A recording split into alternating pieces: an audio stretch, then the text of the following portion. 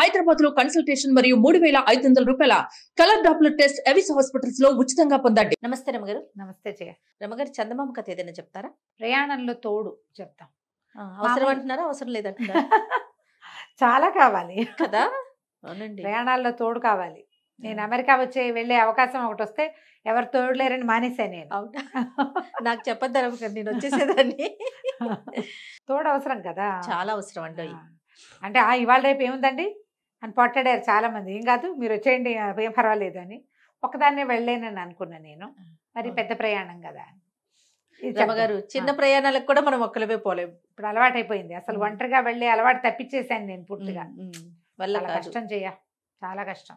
అందుకే ఇప్పుడు ఒంటరిగా ఎక్కడికైనా వెళ్ళిపోవాలని చూస్తున్నాను నేను ఇలా అయిపోయానని. మీరు సింగిల్ గా ఎవరికి చెప్పకుండానే చెప్పా? చెప్పకుండానంటే ఇంట్లో చెప్తాను. నాకు చెప్పండి, నేను కెమెరా తీసుకుని వచ్చేస్తా.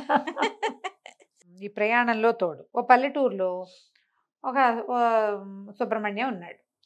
వాళ్ళ అమ్మ పెద్ద ఆవిడ, 60 ఏళ్ళ ఆవిడ, 60 దాటిన ఆవిడ.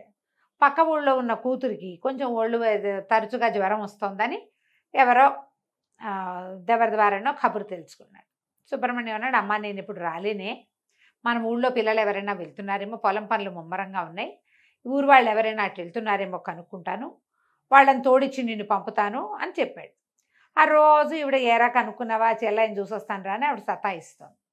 సరే, ఊళ్ళో కుర్రాడు రాజేశం అని ఒక కుర్రాడట. వాడు ఆ పక్క ఊరు, ఒక రోజు ప్రయాణం ఉంది. ఓకే, నడిచి వెళ్ళాలి, అడవిదారి పడి వెళ్ళాలన్నమాట. ఆ కుర్రాడిని అడిగితే ఆ కుర్రాడు ఊరు వెళ్తున్నాను అన్నాడు. అనగానే మా అమ్మని తీసుకెళ్ళు, మా అమ్మకు తోడు వెళ్ళని అడిగాడు. నీకు పెద్దగా ముసలాళ్ళతో వెళ్ళటం ఇష్టం లేదు అబ్బా, బోరు కొడతారు వాళ్ళు, పెద్దవాళ్ళు భలే బోరు కొడతారు కదా, వద్దనుకున్నాడు. కానీ తప్పల, ఎందుకంటే ఈయన ఎప్పుడు వాళ్ళ పొలంలో మామిడి పళ్ళు అవి ఇస్తాడు, వాళ్ళ అమ్మ నాన్న ఊరుకోరు, పెద్దావిడిని తీసుకెళ్ళకపోతే ఎట్లారా అంటారు. ఒప్పుకున్నాడు. సరే, ఈయన ఏం చేశాడు, ఈ సుబ్రహ్మణ్యం గారు వాళ్ళ అమ్మకి ఒక మంచి డబ్బాలో నస్యం పోసి, నస్యం అంటే తెలుసా, ముక్కుపొడి. ముక్కుపొడం తెలుసా నీకు? ముక్కుపొడిని తెలుసు కానీ నస్యం అనే పేరు తెలియదు. ఈ ముక్కుపొడిని నస్యం అంటారు. నస్యం అంటే అది పీల్చేది.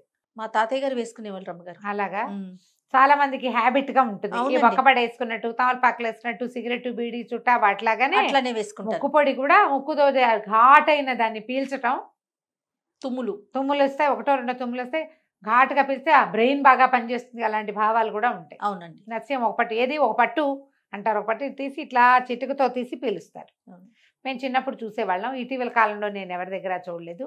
వాసన భలే తమాషాగా ఉంటుంది. వాసన చూసి ఓసారి తలకిందులైపోయాయి కూడా నేను. అయితే ఆయన ఏం చేశాడు, వాళ్ళ బావ కోసం మంచి ఘాటైన నస్యాన్ని ఒక డబ్బీకి ఇచ్చాడు. బావకి ఇవ్వవే అమ్మ అని ఆవిడ మూటలో పెట్టుకుంది. మనవరాళ్ళ కోసం, మనవాళ్ళ కోసం అక్కడ కూతురు పిల్లలకి మినపసున్ని అవి ఉండలు చుట్టుకుంది.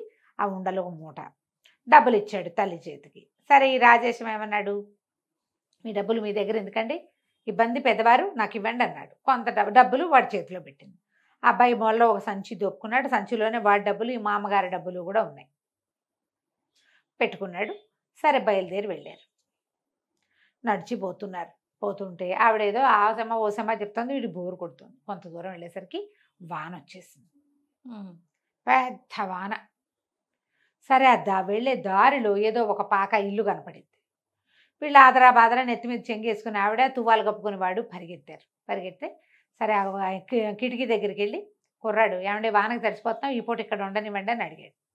ఆ లోపల ఇంటి ఆవిడంది, ఏమిటి వండిచ్చేది, ఇంట్లో మొగాళ్ళు ఎవరు లేరు, ఇట్లా బయట వాళ్ళని చేర్చుకో, మేము వెళ్ళి బాబు ఆ పంచం నుంచి పోండి అంది. అనగానే ముసలావిడ కుర్రాడిని పక్కకు చూసి అక్కడ కనపడి ఆ కిటికీలోంచి, అమ్మ పెద్దదాన్ని, మరి మీ అమ్మ లాంటి దాన్ని, అబ్బాయి మీ తమ్ముడు లాంటి వాడు ఏమీ దాంతో ఇబ్బంది ఏమీ లేదమ్మా, వానకు తడిస్తే వెళ్ళలేము, బట్టలు తడిసిపోతున్నాయి అదే లేదు అనగానే ముసలావిడ కనపడేసరికి ఆ ఇంటి ఆవిడ తలుపు తీసింది. ముసలావిడ చక్కగా మాటలు కలిపి, ఎంతమంది పిల్లలు, ఏ ఊరమ్మాయి, నిన్ను ఏ ఊరు ఇచ్చారు అడిగి, మీ అమ్మ వాళ్ళది ఏ ఊరు, మీ అమ్మమ్మది ఏ ఊరు, మీ అత్తారిది ఏ ఊరు అన్నీ ప్రశ్నలు వేసి ఎక్కడో దూరపు చుట్టుగా బీరకాయ పీచు ఒకటి కలిపేసింది. కలిపేయంగానే ఆ ఇంటి ఆవిడ బొద్దు అంటున్నా వినకుండా పొయ్యి రాజేసి గబగబా అంత అన్నం చారు పెట్టి వీళ్ళకి ఆ వానలో వేడి అన్నము చారు పెట్టింది. లేకపోతే వీళ్ళు తెచ్చుకుని దిబ్బరొట్టే తినేవాళ్ళు. దారిలో ఏదో చూసుకుందాం అనుకున్నారు. శుభ్రంగా అన్నం తిన్నారు. కాసేపు ఆగి వాన తగ్గాక అమ్మాయికి టాటా చెప్పి మళ్ళీ బయలుదేరారు. పొడుగాటి నల్లటి తాచుపాము ఒకటి కనపడిందట మధ్యలో. హడిలిపోయాడు కుర్రాడు. చప్పట్లు కొట్టేట కొడితే అది కదల అది ఇలా పడగ విప్పి వీడి వైపే చూస్తుంది. వీడి చేతులు కదులుతూనే అది వీడికేసి ఇట్లా ఇట్లా చూస్తాం. ఈవిడేం చేసింది, ముసలావిడ చేతిలో చిన్న కర్ర ఉంది, కర్రని ఇట్లా నేలకేసి 5-6 సార్లు కొట్టేసరికి పాము సర్రమని పక్కకి వెళ్ళిపోయింది అవతలకి వెళ్తే ఈ ముసలావిడ చెప్పింది, పాముకి చెవులు ఉండవురా అబ్బి, నువ్వు చప్పట్లు కొడితే దానికి అర్థం కాదు, చేతులు ఉప్పుతున్నావని నీ చేతులకేసి చూస్తుంది, అది కదలికలే కనపడతాయి అంతేగా, దానికి చెవులు ఉండవు, నేల అదిరితే పారిపోతుంది పాము, నేల అదిరికి పారిపోతుంది, తెలివిగా ఉండాలిరా, అట్ట భయపడితే ఎట్లా అన్నది.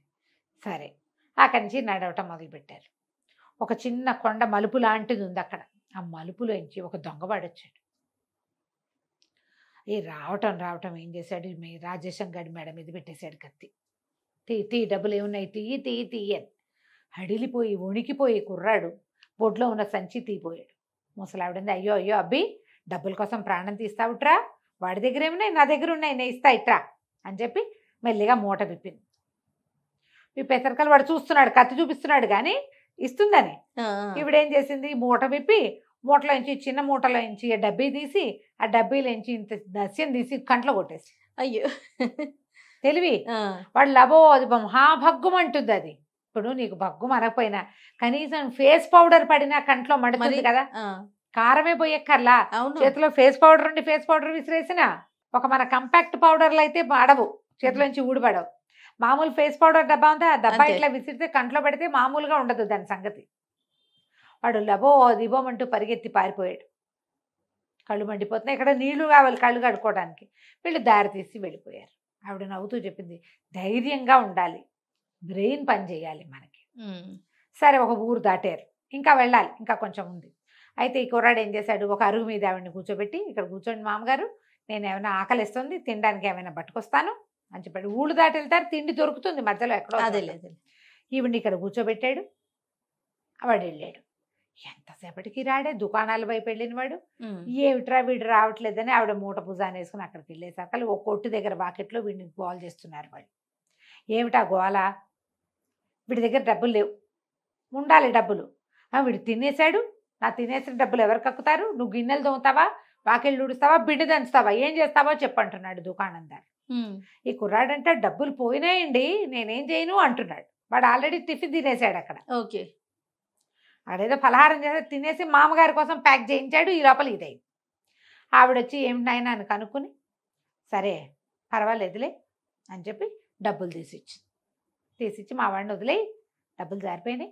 యువతలకు వచ్చాక రాజేశం అడిగాడు మామగారిని, డబ్బులు ఎక్కడో జారిపోయినట్టున్నాయండి, ఆ పనివాడు ఆ దొంగవాడు వచ్చినప్పుడు నేను అటు ఇటు పరిగెత్తాను కదా, హైరాన్ పడ్డాను, ఎక్కడో జారి పడిపోయినాయి, అయినా మీ డబ్బులు నాకు ఇచ్చేశారు కదా మామగారు, మీ దగ్గర ఎక్కడమండి డబ్బులు అన్నాడు. అనేసరికి ఆవిడంది, ఒరే తెలివి తెల్లారా, డబ్బులన్నీ ఓ చోట పెట్టుకోకూడదురా, మా అబ్బాయి నా చేతికి ఇచ్చినవి నీకు ఇచ్చా, నేను ఉంచుకున్న డబ్బులు నా దగ్గరే ఉన్నాయి, అన్నీ ఓ చోట పెడితే పోవు, మొత్తం పోతే. ప్రయాణంలో జాగ్రత్తలు ఏమిటి, అవును, డబ్బులన్నీ ఓ చోట పెట్టకూడదు, 2-3 బ్యాగ్స్ ఉండాలి, ఓ బ్యాగ్ పైన 2 బ్యాగుల్లో డబ్బులు ఉంటాయి.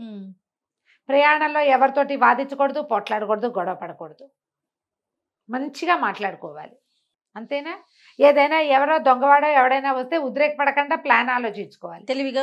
ఏ పామో లేకపోతే ఏ జంతువో ఎదురుపడితే దాని మార్గం ఏమిటో ఆలోచించి దాని నుంచి బయటకు పడాలి.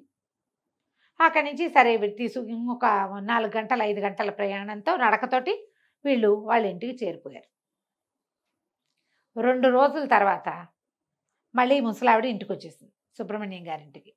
సుబ్రహ్మణ్యం గారు, ఏమిటి అమ్మా అప్పుడే వచ్చేసావు, 4 రోజులు ఉండకపోవా చెల్లాయి దగ్గర అంటే, ఏమో లేరా చూసాక రాజేశం మామ నువ్వు రేపతే నేను ఇంటికి వెళ్ళిన అన్నాడు. వాడికి ప్రయాణంలో తోడు తెలిసింది, ఈవిడ తోడు ఉంటే ఎలా ఉంటుందో, అందుకని ఆవిడే తోడు కావాలనుకున్నాడు. 2 రోజుల తర్వాత ఇంటికి వెళ్దాము, రండి రండి రండి అని నన్ను వెంబడి పెట్టి తీసుకొచ్చేసాడురా.